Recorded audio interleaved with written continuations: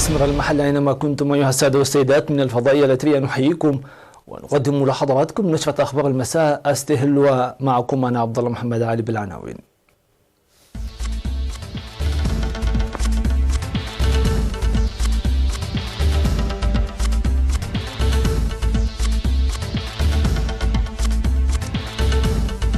فخامة الرئيس سياس أفورقي يعود إلى أرض الوطن.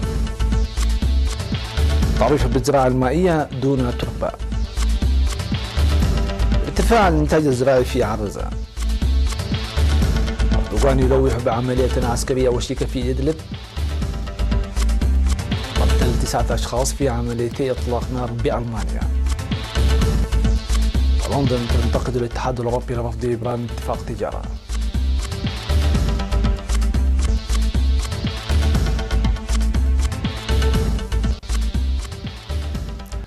أهلا بكم إلى التفاصيل.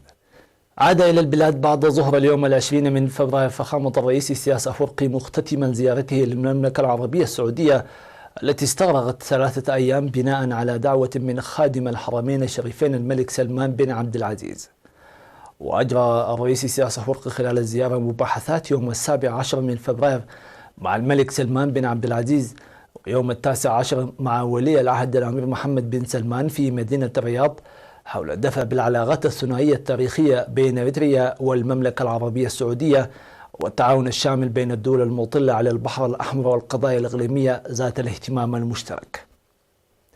حضر اللقاء من جانب إريتريا وزير الشؤون الخارجية السيد عثمان صالح ومستشار الرئيس يماني قبراب، ومن الجانب السعودي الأمير فيصل بن فرحان بن عبد الله وزير الخارجية، ووزير الدولة عضو مجلس الوزراء الدكتور عصام بن سعد بن سعيد. كما التقى فخامة الرئيس سياس أفورقي بمستثمرين سعوديين في مجالات الطاقة والثروة السمكية والزراعة والتعدين، موضحا الإمكانيات المتاحة للتعاون الاقتصادي ومؤكدا استعداد إريتريا لاستقبال الاستثمارات السعودية.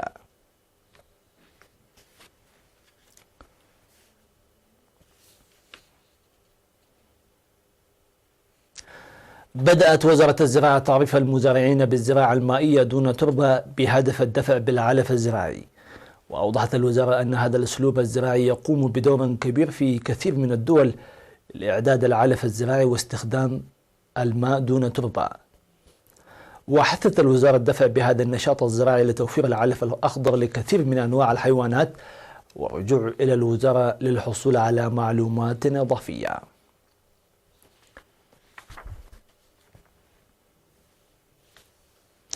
أعلن التقييم الذي أجري في مديرية عرزة ارتفاع الإنتاج الزراعي بنسبة 36% نتيجة قذارة الأمطار السنة الماضية. وأوضح مدير المديرية السيد رؤوسهم كفل مريم هطول أمطار غزيرة واسعة الانتشار في المديرية الخريف الماضي وقد نمت المزارع بشكل جيد. وأشار إلى امتلاء السدود والحفار بالمياه في المديرية لسد حاجة الشرب والسقي والري، وأشاد بمشاركة السكان في أنشطة حماية التربة وحفظ المياه والحصاد وصيانة الطرق. وقدم توضيحا عن الأنشطة المنفذة في مجالات الصحة والتعليم والزراعة والمياه. من جهة أخرى قدم العمال في المديرية مبلغ 34,000 نقفة لأسر الشهداء المحتاجة، بينما ساعد سكان 22 ضاحية في الزراعة والحصاد وصيانة المنازل وغيرها. وقد وزعت قطع الأراضي السكنية ل 371 مواطن في قرى هجر وعد تخالو وماي منقودة وعد تنفا، وستوزع بعد اكتمال الترتيبات في قرى تحت حتسنا وعبداء وعدبزة وزربين وإنباغوداي. وطالب الاجتماع تخصيص حافلات على طريق عرزة مايدمة والاهتمام بقدم ونقص سيارات الإسعاف وحل مواد ومعدات البناء.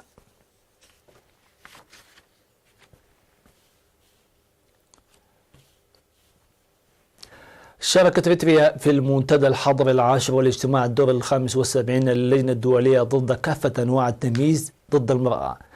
شارك سفير إريتريا في كينيا السيد بين الرسوم في المنتدى ممثلا لإريتريا وكذلك كأمين عام لبرنامج الأمم المتحدة للمستوطنات البشرية وعضوا في الجهة الاستشارية للمنتدى الذي عقد في مدينة أبو ظبي بدولة الإمارات العربية المتحدة من 8 حتى 13 من فبراير لحياة أفضل في المدن. بحث الاجتماع الذي شاركت فيه الجهات الحكومية وغير الحكومية وجهات أخرى بحث البرامج الاستراتيجية الدافعة للتطور. من جهة أخرى شارك وفد برئاسة رئيسة الاتحاد الوطني للمرأة الإريترية السيدة تخاء تسفى ميكائيل في الاجتماع الدور 75 للجنة الدولية لمكافحة التمييز ضد المرأة الذي عقد يوم 14 من فبراير في مكتب الأمم المتحدة بمدينة جنيف السويسرية. وقدم الوفد توضيحا إضافيا وشرحا عن التقرير السادس للحكومة الإريترية المقدم مسبقا الذي يغطي الفترة من عام 2013 حتى 2017 في النضال ضد التمييز ضد المرأة والإنجازات التي تحققت في المجالات السياسية والاجتماعية والاقتصادية والثقافية. وأجاب على أسئلة أعضاء اللجنة وأكد بأن الحكومة الإريترية تعمل من حيث المبدأ منذ مرحلة النضال لتحقيق أهداف مساواة وتطور المرأة.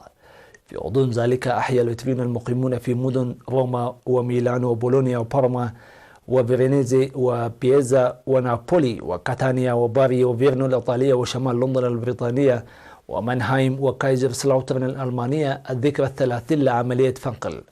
كما احتفل الاتحاد الوطني للمرأة الإريترية في كولومبوس وأوهايو الأمريكية بالذكرى 40 لتأسيس الاتحاد والذكرى 30 لعملية فنقل.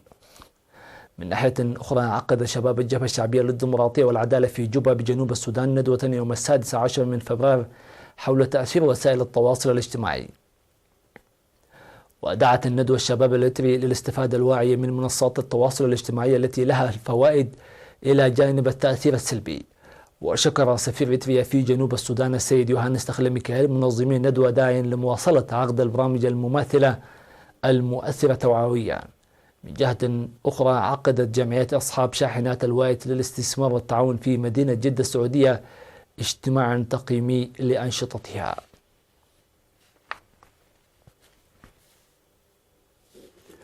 بحثت لجنة العمل المشكلة من إدارة إقليم القاش بركة ومكتب وزارة الصحة في الإقليم برامج النظافة في مديرية غردت مع لجنة عمل المديرية وإدارات 15 ضاحية. وأوضح مسؤول إصحاح البيئة في مكتب وزارة الصحة بالإقليم السيد عبد يعقوب أن إصحاح البيئة له دور لمكافحة الأمراض والدفع بالإنجازات الصحية التي تحققت داعيا سكان المناطق البعيدة للإسهام في الجهود الجارية. وقال المدير العام لقسم الخدمات الاجتماعية السيد فرانكو كوبابا أن أنشطة مرضية تنفذ في كافة مناطق الإقليم لإصحاح البيئة وبناء دورات المياه داعيا لتشييد دورات المياه بالمواصفات الجيدة.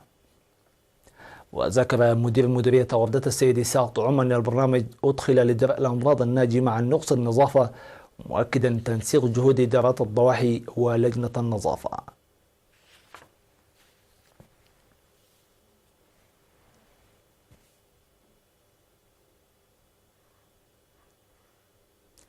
سيداتي سادتي إلى فاصل مسمى وفيكم بالأنباء العالمية فتفضلوا بالبقاء معنا.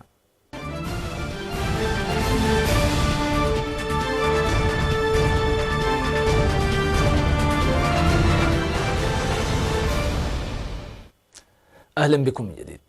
قال الرئيس التركي رجب طيب أردوغان أن انطلاق العملية العسكرية التركية لإيقاف العملية العسكرية للجيش السوري ضد المعارضة في محافظة إدلب السورية باتت مسألة وقت.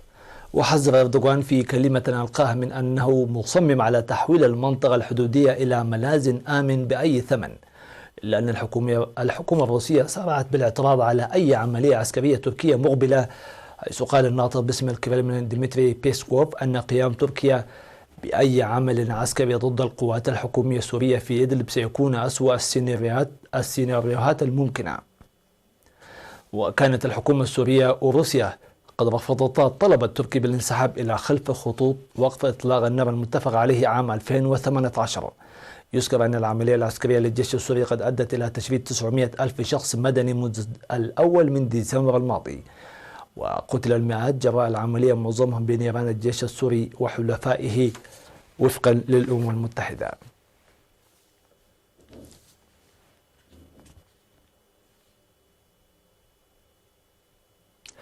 قتل 11 شخصا في هجومين بمدينة هانو قرب فرانكفورت وسط ألمانيا.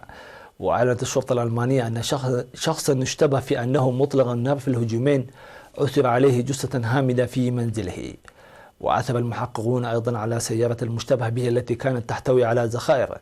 ووفق وسائل إعلام محلية فإن منفذ الهجومين ألماني وكان يحمل رخصة صيد. وعقب إطلاق النار بدأت الشرطة عملية مطاردة واسعة النطاق ونشرت تعزيزات أمنية كبيرة في المدينة البالغ عدد سكانها حوالي 90 ألف نسمة.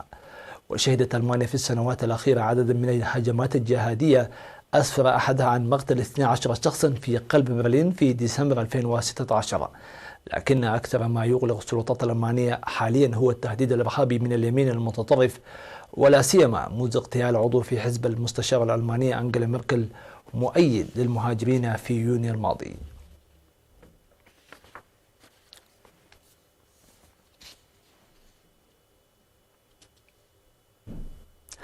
قال كبير المفاوضين في الاتحاد الأوروبي ميشيل بارني أنه لا يمكن للمملكة المتحدة إبرام صفقة تجارية مع الاتحاد الأوروبي تتمثل في اتفاق تجارة حرة على الطراز الكندي. تصريح المسؤول الأوروبي لم ترضى عنه الحكومة البريطانية، ووجه مكتب رئيسها بوريس جونسون اتهاما إلى الاتحاد الأوروبي بالتراجع عن عرض قدمه للمملكة المتحدة في العام 2017.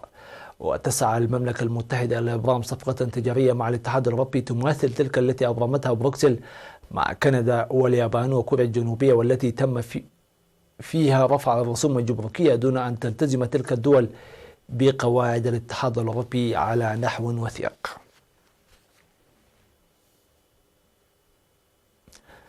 عزفت مريضة بمستشفى كينكز كوليج في لندن على آلة الكمان خلال خضوعها لعملية جراحية لإزالة ورم من دماغها. وتم تشخيص الورم في الدماغ للعازفة المحترفة البالغة من العمر 53 عاما في العام 2013 بعد تعرضها لنوبة أثناء أداء سيمفونية. وتم اتخاذ قرار إزالة الورم بعد استمرار نموه على الرغم من العلاج الكيمائي الذي بات يهدد منطقة الدماغ التي تتحكم في حركات يدها اليسرى الدقيقة. وبعد بدء العملية الجراحية تحت التخدير العام، استيقظت المريضة لعزف بعض الألحان على الكمان بينما قام الجراحون بإزالة الورم، مما ساعدهم على تجنب إتلاف مناطق دماغها التي تم تنشيطها أثناء اللعب. وبعد 3 أيام من إجراء عملية ناجحة في المستشفى حيث تمت إزالة 90% من الورم، تمكنت تيرنر من العودة إلى المنزل.